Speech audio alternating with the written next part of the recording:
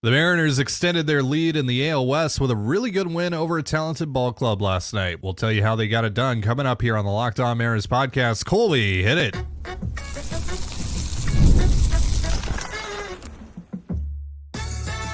You are Locked On Mariners, your daily Seattle Mariners podcast. Part of the Locked On Podcast Network, your team every day. Ahoy, sailors. It is Tuesday, May 14th, 2024. This is Titan Gonzalez and Colby Patnode for the Locked On Mariners podcast, part of the Locked On Podcast Network, your team every day. On today's episode, we're going to look back on last night's 6-2 Mariners win over the Kansas City Royals, talk some George Kirby, Luke Raley, Jorge Polanco's injury, and get you set for Game 2 tonight. But before we do that, a quick shout out to our title sponsor, PrizePicks. It's the easiest and most exciting way to play daily fantasy sports. Go to prizepicks.com/lockedonmlb and use the promo code LockedOnMLB. That's all lowercase for first deposit match up to $100. Also, if you want to hear from me and Colby some more and support us along the way, check out our Patreon. The link is in the description, and you can check it all out for free with a 7-day trial. Very quickly, before we talk about George Kirby, we actually have a trade to talk about.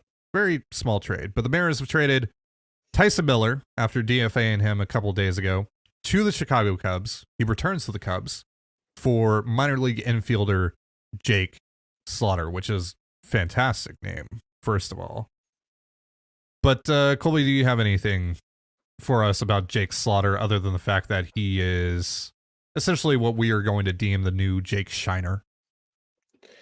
No, not really. There's not a ton written about him. Not a lot of write-ups and prospect reports, at least, reputable ones. There's not a ton of video out there of him either. So you just kind of stuck with his stats and just kind of reading between the lines. He's 27 years old. He was Rule 5 eligible last year. Nobody took him, despite him having a pretty decent year at AAA. So he's having a really good year at AAA this year, but he's repeating the level at 27 years old.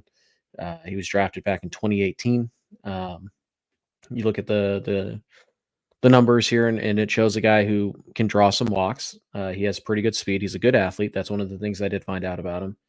Good athlete, apparently very well liked in the clubhouse. Like he is somebody who treats everybody very kindly, according to their one of their AAA broadcasters. So,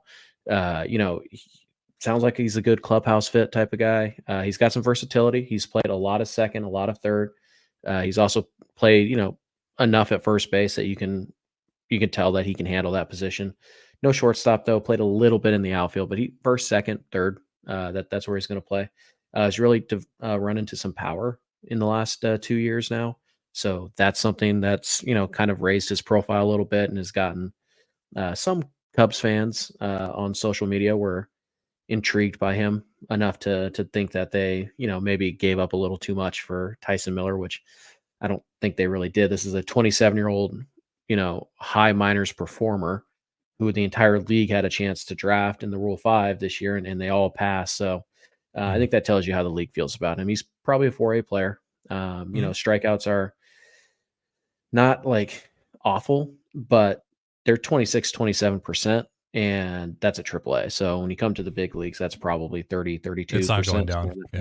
Yeah, it's probably not going down. So he can steal some bags, he can hit some home runs, he can play some defense, but he's probably not. It's probably, my guess would be, again, without seeing him and hearing other people, reading other people who have seen him, he's probably like a 35-40 hit tool with 50 power and 55 speed and some decent defense. So he's probably a better athlete than Jake Shiner. He could probably help you in more ways than Shiner could. But yeah, it feels like I read the thing. Like what I was able to like cobble together based on the stats and the few reports I did see and all of this is that, yeah, it feels like Jake Shiner maybe, just maybe, like he's a late bloomer and he becomes Patrick Wisdom. But it's just high minors depth and a guy that you can stash in AAA. And if you run into a situation and you need a guy who can, manage to find a way to help you a little bit here and there, that's the guy you call up. So nothing super exciting. Like he wouldn't go in my top 30 prospects if for the Mariners, but it's just good depth to have. And The Mariners might need some infield depth, as it turns out. So we'll see if we ever even see from Jake Slaughter. But it's exactly what you would get for a guy that you DFA'd and just had no leverage on. 131 WRC plus for Slaughter this year down in AAA, former 18th round pick out of LSU. So yeah, it's just organizational depth. Most notable for a dirty slide in the College World Series that cost his team a run in Game 2 of the series. Yikes. All right, so let's talk George Kirby, because there's no real way to segue from that. So 7 innings pitched for Kirby last night, 6 strikeouts, just 3 hits against a team that, on paper you think might be a bad matchup for him with how little they strike out, with how aggressive they are in the strike zone. But we saw him make an adjustment to that. It very clearly looked like a pitcher that really understood the scouting report on the team that he was facing and adapted appropriately to that. So what did you see out of George last night? Yeah, it didn't start great. He threw 25 pitches, 26 pitches in the first. He hit 2 guys, which is not characteristic of George at all. And you're just kind of like, this kind of looks like the Minnesota start. Like, he's not quite that sharp. He was running a lot of deep counts and wasn't able to put guys away. And you're just, and then the second inning was a little bit better. And then the third inning was a little bit better. And then by the 4th, 5th, 6th, you're like, wow, he's cruising now. And, it got to the point where it was like, man, if you're going to get 5 out of George, that would be great. And he got through 6 and you're like, oh, wow, look at that. He's still at 84 or 85 pitches. Like, they're probably not going to push him, right? I mean, with the knee and 85, they typically try to take him out around they don't like to start him, with a new inning when he's around the 90 pitch mark. They prefer to just end it right there, typically with George. And nope, he went right back out there, pitched the 7th, went 7 complete. And you could kind of see like a gear flip for George when he should have had the first inning strikeout of Salvador Perez and the blown call, and then he hits him a couple pitches later. It was almost like that just like lit the fire under Kirby and like he was going to shove in spite of the home plate umpire, and he was not afraid to stare down the umpire after every inning. After every inning complete, he was not happy with Sean Barber last night, and it showed. And George talked about it after the game that, like, yeah, he likes pitching when he's mad. Like it's something about that he really enjoys. So you could kind of see the moment. It was just like, this, enough is enough. Like, this is ridiculous. I'm George Kirby. I'm better than you. And right. It was a very fastball heavy approach. And, he had he didn't have a lot of whiffs overall, not a super disappointing number of whiffs, but not, eye popping amount of whiffs. But I think he had a 38% whiff rate on the 4-seamer, if I'm remembering correctly. Like, he got a lot of swing and miss on the 4-seam fastball, and he was just going after guys. His velocity on all of his pitches was way up last night. So he looked really good. Not Kirby against Arizona good, but I mean, that's probably prime Kirby right there. So this was a step below that, but he was very good against a lineup that very clearly was running the same game plan that pretty much every team in baseball uses against Kirby, which is, we're going to be really aggressive and we're going to foul off a bunch of pitches. Like, the only way we're going to get his pitch count up is if we foul off a bunch of 2-strike pitches. And that was clearly what they were trying to do. And they did in the first inning, but Kirby made the adjustment and it was lights out after that. Like, they had no chance.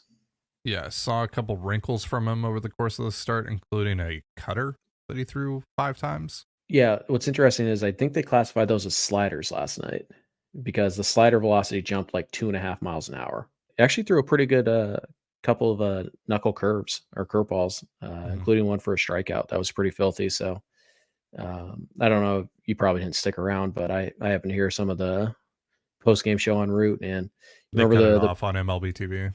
Sometimes they show the full thing. Sometimes they just cut it off right after the final pitch. It's weird. Yeah. Well, remember the pitch that he spiked like badly in like the 6th or the 7th? Yeah. So apparently what had happened is that they were late getting the pitch call into him, like in the thing. And so he always starts with a splitter grip, right? And so it was late. So he didn't think Cal was going to call for the splitter. So he was already changing the grip to a pitch and Cal called for the splitter, but it was so late. He didn't want to step off, and he knew that he couldn't throw Cal a fastball after he called for a splitter. So he just chucked it away. Like literally, like, nope.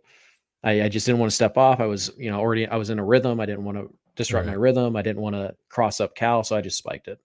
Right. I was like, Okay. Okay, interesting. Interesting. So yeah, with all the Kirby starts, you have to monitor the knee, and you never know when that's going to flare up and get him out of the game or anything like that. But it didn't seem to be an issue last night. The messaging has just been so weird around what's been going on with George, because like the Colorado start, it was an arm thing, and then it became a knee thing, and it's like, what is really going on with George? And then like the velo was down in Minnesota, and now this start, the velo's significantly up against the Royals. Like, I don't like the messaging around George is weird. George's starts in general are really weird right now, so it's hard to kind of gauge where he is at the moment. It's very much a start by start basis with George Kirby right now. Mm-hmm. All right, so let's talk about this offense. They scored 6 runs against a pretty solid Royals pitching staff, including a really good starter, and Brady Singer's had a really good start to the season. So we'll talk about Luke Raley and Ty France, etc. coming up here in just a moment. But first, a reminder, this episode of the Locked On Mariners podcast is brought to you by PrizePicks. Baseball season is in full swing, so don't miss your chance to add your favorite players from the diamond in your PrizePicks entries. Whether it's strikeouts, RBI, or first inning runs, take your pick of more or less and add them to your PrizePicks entry today. You can also get in on the basketball playoff action and win up to 100 times your money on PrizePicks as you and the world's best players take the game to a whole new level during the postseason. Download PrizePicks today and use the promo code LOCKEDONMLB for a first deposit match up to $100. That's promo code LOCKEDONMLB for a first deposit match up to $100. Pick more. Pick less. It's that easy. And you're listening to the Locked On Mariners podcast. A reminder, you can catch Game 2 of the Mariners and Royals series on the Mariners hometown broadcast with SiriusXM via the SXM app tonight. All you have to do to find that is search the word Mariners. So let's talk about this Mariners offense. Colby, Luke Raley was the star last night. He goes 3 for 4 with a 2-run home run, added another RBI later on in this game. He is crushing it right now. Since essentially becoming a full-time player on April 21st, Raley is slashing .333, .396, .479 with 2 homers, 7 RBI, and 2 stolen bases, including a steal last night. He was doing a little bit of everything last night. It's interesting what happens when you play a guy that posted a 131 WRC plus last year on a regular basis, right? Yeah, it's almost like, you shouldn't drastically change your entire outlook and your entire plan on how you're going to deploy a roster based off of 35 spring training plate appearances. Who would have guessed, right? Like, maybe you just let the guy play and you figure out what he's good at, what he's not, and you don't sit him for an entire week and have him get 3 plate appearances, one game, and then sit on the bench for 6 days. Like, I don't know, maybe you let a guy get into a rhythm and things work out. So, better late than never, I suppose. But yeah, we know that Luke Raley is more than capable of going on these runs too. Like, maybe Luke Raley is a streaky hitter. Like, we don't really know that he is or not. Like, we don't really have enough of a sample size of him at the big league level. Like, we're coming up on like 550 plate appearances maybe, like, total. So we don't really know exactly what he is, but we do know that he last year in the first half was like a 150 WRC plus guy. So we know that, like, he can go on these runs and he can put up really good numbers. And that's what he's doing right now. And I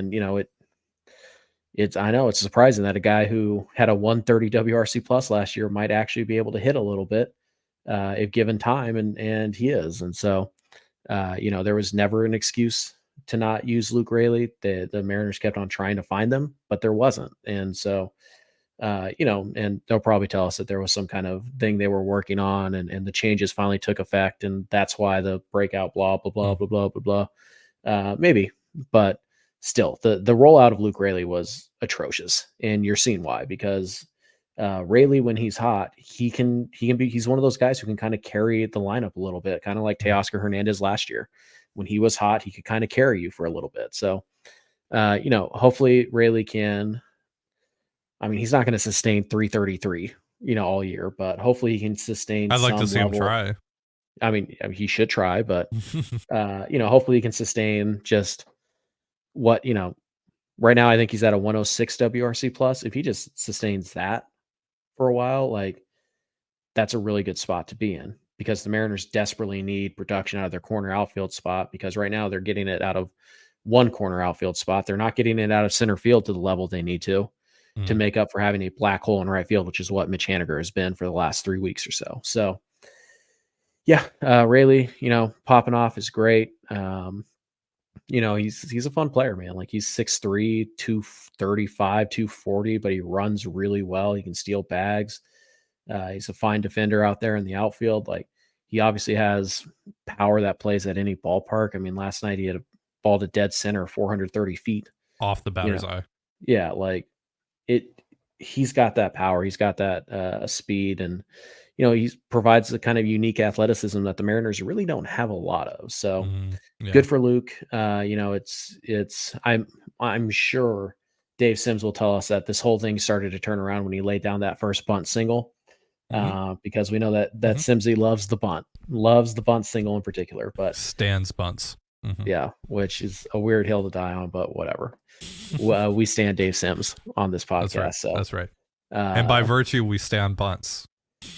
I wouldn't go that far, but Luke's been great recently, and last night was kind of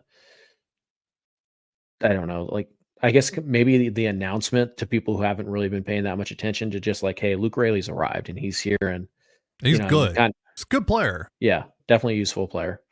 Yeah. And we'll see what the Mariners want to do, how they want to handle him going forward when Canzone comes back. My sincere hope is that it means a lot less playing time for Mitch Haniger, which is also not only good for Seattle, but it's good for Mitch too. Yeah, for sure. Ty France 2-4 last night, added some insurance, some breathing room for the Mariners in the 8th inning with a 2-run blast to his pull side. That was nice to see. Also had a single possibly cost the Mariners a run on Dylan Moore's double because of how slow he is, whatever. Yeah. Don't need to talk about that, but good night for Ty. We should. Good night for Ty. We'll leave it at that. I guess. By the way, can we come to some kind of understanding of what the back of the glove is? Yeah. He was safe. He was safe on that replay. Yeah, like totally. The freeze frame. I don't know why Aaron Goldsmith was so non-committal to saying that he was safe last night. Like we all looked at the freeze frame. If the ball hits the heel, right, and it stops there, right, I think we can say that that's the back of the glove at that point, right? Yeah. As soon as the ball stops in the glove, that's the back of the glove. But if it hits the heel and then kind of rolls up and then hits the back of the glove, sure. Like it's not there until it's at the webbing. Like I don't know why. I don't even know. I don't even know if it was on the heel of the glove. When that's what I'm saying. When like, his foot stepped on the bag. Even if you want to give it the benefit of the doubt and be like, oh yeah, it just touched the heel of the glove right when Ty hit the bag. It's like, okay, well he still doesn't have control until he closes the glove over it. Like, so I don't know. Like we need to come to some kind of understanding. Like I guess in one way I'm happy that they're not really being like ticky tacky with like the whole like what's the back of the glove thing, and it's like the whole like philosophical, it's that or like the whole philosophical like, well, what is normal? And it's like, sure, I mean, sure, but like I think we know what isn't. Sure. Sometimes when you take it to an extreme. So I guess in that case, fine, whatever. I'm glad they're not being that. But it's like then apply that to the slides where the guy like does a pop-up slide and his foot comes off the bag by like half a second. Like he didn't slide past the bag, his momentum, he had to pop up because whatever, let him reestablish, blah, blah, blah, blah, blah. Sure, Replay is still terrible. Yeah. There's also like so many things that are not reviewable that should be reviewable as well. Like the whole review process should be completely overhauled. But we know they're not going to do that because Major League Baseball, that would be, the good thing to do, right? That would be the right thing to do. And Major League Baseball doesn't have any interest in doing the right thing really ever. So I don't get why like the call on the field has to factor in at all. Like why? Like you could like pretend you don't know the call on the field. Watch the replay. What's the call now? Yeah.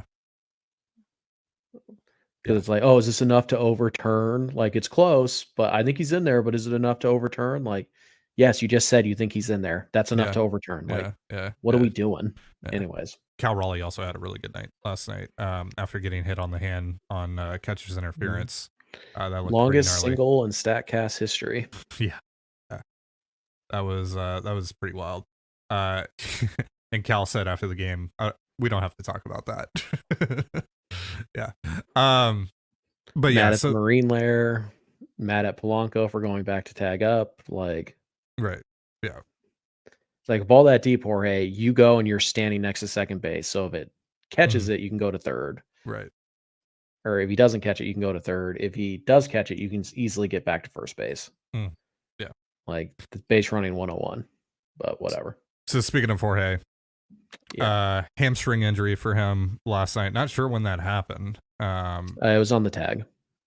The tag play he made it say.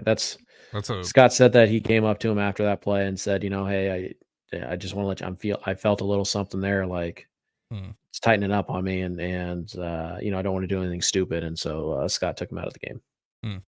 So we'll see if it's something that's gonna have to keep him out. As of this recording, we haven't heard anything else. There hasn't been a move made or anything like that. So I would think he's probably not in the lineup today, unless something changes for him. Unless he's feeling pretty good about it today, and they'll just be cautious with it. Give him tonight, maybe even tomorrow with the day game tomorrow, the quick turnaround.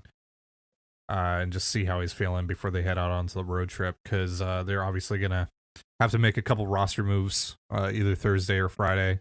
It seems to make room for JP Crawford and Dom Canzone. So I would assume that even if they are gonna have to put Jorge on the IL, they'll just wait until they have to put JP and Dom back on the roster. Yeah. It's entirely possible they just play a man down for the next 2 days, because if he doesn't play the next 2 games, then you have Thursday off. You get 3 full days to kind of test the hammy and see where you're at before you make a decision. So, and if you have to put him on the IL, you can make it retroactive to Monday or Tuesday. But hamstrings are tough, man. They really are. They tend to linger a lot too, and when you think you're over them, you go full speed or you make a quick turn, and then all of a sudden they go again. So. You want to be very cautious with this, and it's a good thing that Polanco, let it be known right away that, hey, I felt something like it. So the sooner you can start treating it, the better shot you have. But obviously it's definitely something to watch. And Polanco hasn't been amazing this year at the plate, but he certainly had his moments, and he certainly provided some really quality at bats and plate appearances, even though his numbers aren't where you want him to be. So. It would definitely be a bit of a blow, especially right when you're about to finally get back to full strength offensively, at least. Like certainly not in the bullpen, but offensively this is the healthiest you would be since it's your opening day offense. Yep, exactly. Yeah. So we'll see, and if he does have to go on the IL, my hope would be that it's Josh Rojas playing second, Luis Arias playing third most of the time, where you can keep Dylan Moore in the role where you can, move him around the field, use him in a role that is more beneficial to you and to him. Calling him Dylan Rolls from now on. Dylan Rolls. Dilly Rolls. So my main man Dilly Rolls over here. Old Dilly Rolls. All right. That name is gonna stick. I like it. I like Dilly Rolls. All right. So let's talk about game 2 tonight. Logan Gilbert versus Michael Wacha. We'll get you set for that one here in just a moment. But first, a reminder, this episode of the Locked On Mariners podcast is brought to you by Policy Genius. Choosing the right life insurance policy is a very important and overwhelming decision, and you want to be able to feel fully confident making that decision. Now you can with Policy Genius, which is the country's leading online insurance marketplace. With Policy Genius, you can find life insurance policies that start at just $292 per year for $1 million of coverage. Some options even offer same-day approval and avoid unnecessary medical exams. Plus, your life insurance policy through your work may not offer enough protection for your family's needs. Even worse, it may not come with you if you leave your job. Policy Genius gives you unbiased advice from a licensed expert support team, and there are thousands of 5-star reviews on Google and Trustpilot from customers who found the best fit for their needs through Policy Genius. Check life insurance off your to-do list in no time with Policy Genius. Head to policygenius.com/lockedonmlb or click the link in the description to get your free life insurance quotes and see how much you could save. That's policygenius.com/lockedonmlb. And you're listening to the Locked On Mariners podcast. Once again, you can catch the Mariners and the Royals for Game 2 of this series on the Mariners hometown broadcast with SiriusXM via the SXM app tonight. All you have to do to find that is search the word Mariners. We've got Logan Gilbert versus Michael Wacha tonight. Colby, what are your thoughts on Wacha, the prototypical innings eater, and then Gilbert coming off of his worst start of the year by far down in Minnesota? Yeah, it'll be interesting to see if Logan's start was a one-off or if maybe there's something mechanical that he hasn't quite figured out yet. I will say this, I wouldn't want to be the team that has to face Logan Gilbert after a bad outing. He's a pretty intense dude. So if he's not happy with how things go, I imagine he comes out tonight pretty fired up. So I don't imagine we'll have to wait long to find out if Logan's issue last time around was just a bad game or if there's something that needs to be tweaked that he hasn't discovered yet. I think we'll probably figure that out in the first, 2 or 3 innings. So don't think we'll have to wait long to see what version of Logan we get tonight. He's got to be aggressive. He's got to go right after these guys. He can't be afraid to, throw the fastball. A lot of righties in this lineup. So a lot of the dangerous hitters are right-handed. So it might be a good night for the slider to kind of be his star pitch. But as we know, Logan will definitely mix it up and he's a power pitcher who pitches like a soft tosser, pretty much. So I think this will be a good fastball slider night, but we'll see. You never know. It's not like the splitter and the cutter and all those aren't effective against righties as well. So we'll have a pretty good idea of what version we're going to see of Logan. Probably after the first, or probably in the first 20 pitches, we'll have a pretty good idea. So, just go out and dominate, be aggressive, go after these guys and execute your game plan. And I think you'll be fine.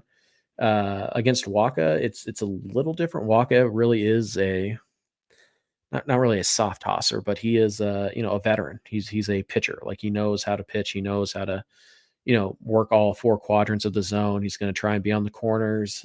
He's not like a no strikeout guy. Like he can get some strikeouts on you, but he's not a huge like swing and miss guy. Like it's not ungodly stuff. It's not, oh man, we have to find a way to scratch 2 or 3 off of him. Now the Mariners offense can make anybody look like that.